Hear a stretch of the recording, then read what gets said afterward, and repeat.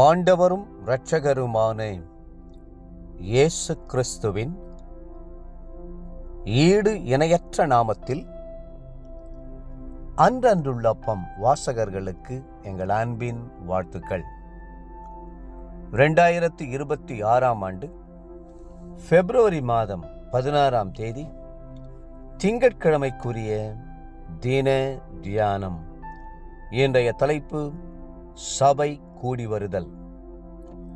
எபிரேயர் 10:25 சொல்லுகிறது, சபை கூடி வருதலை சிலர் விட்டு விடுகிறது போல நாமும் விட்டுவிடாமல் ஒருவருக்கொருவர் புத்தி சொல்ல கடவோம். கிறிஸ்தவ வாழ்க்கையில் சபை கூடுதல் மிக முக்கியமானது. சபை கூடி வரும்போது அங்கே கர்த்தரை நாம் சந்திக்கிறோம், கர்த்தரை பாடி துதிக்கிறோம், சகோதரர்களுடைய இனிமையான ஐக்கியத்தில் மகிழ்ச்சி அடைகிறோம். எல்லாவற்றுக்கும் மேலாக கர்த்தர் நம்மோடு கூட பேசுகிறார்.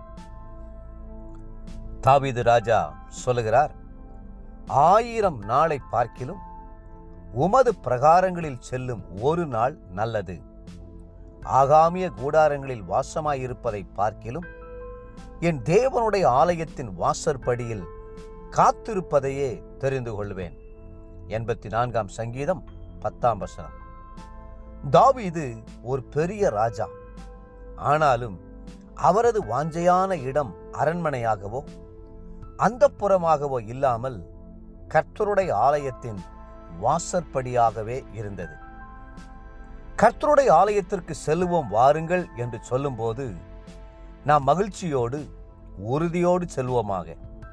கர்த்தருடைய ஆலயத்திற்கு வந்து ஆசீர்வாதங்களை பெற்றுக்கொண்ட 3 நபர்களை குறித்து சற்று தியானிப்போமா?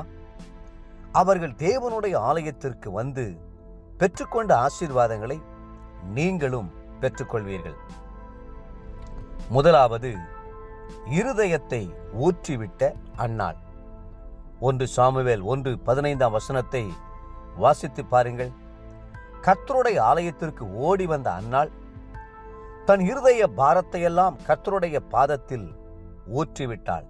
ஆம், தம் இருதயத்தின் பாரங்களையும் வேதனைகளையும் இறக்கி வைக்க அவள் தெரிந்து கொண்ட இடம்தான் ஆலயம். அது தேவாதி தேவனுடைய வீடு.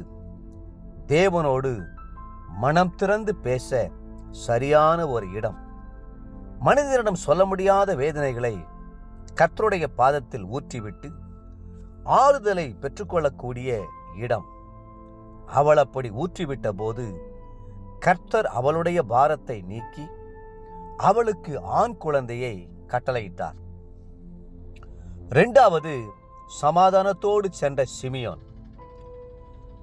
அவன் அவரை தன் கைகளில் ஏந்தி கொண்டு தேவனை ஸ்தோத்தரித்து, ஆண்டவரே, உமது வார்த்தையின்படியே உமது அடியேனை இப்பொழுது சமாதானத்தோடே போக விடுகிறீர் என்று சிமியோன் சொன்னதை வேதத்தில் வாசிக்கிறோம். லூக்கா 2ஆம் அதிகாரம் 28-29 வசனங்கள். தேவனுடைய ஆலயத்திற்கு வந்திருந்த சிமியோன் இயேசுவை தன் கைகளில் ஏந்தினார். அவருடைய உள்ளத்தில் சமாதானம் நிரம்பிற்று. நாமும் கர்த்தருடைய ஆலயத்திற்கு வரும்போது கிறிஸ்துவை தரிசிக்கிறோம்.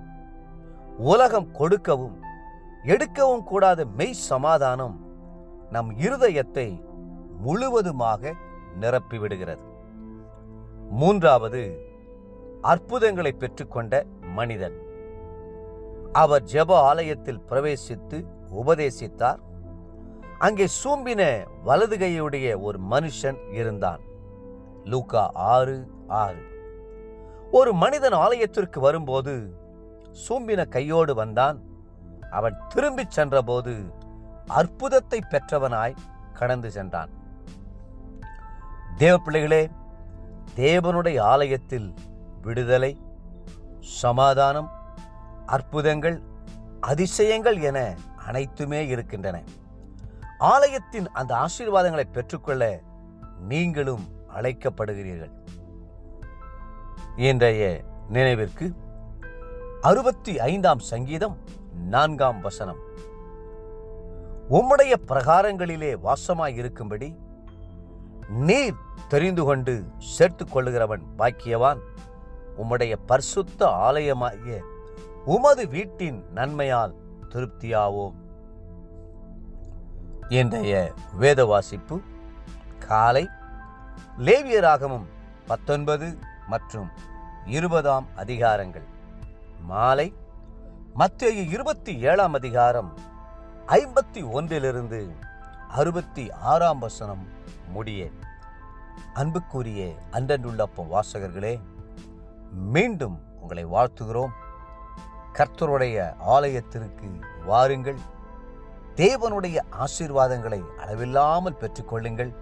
கர்த்தர் தாமே உங்களை ஆசீர்வதித்து மென்மேலும் உயர்த்துவாராக. ஆமென்.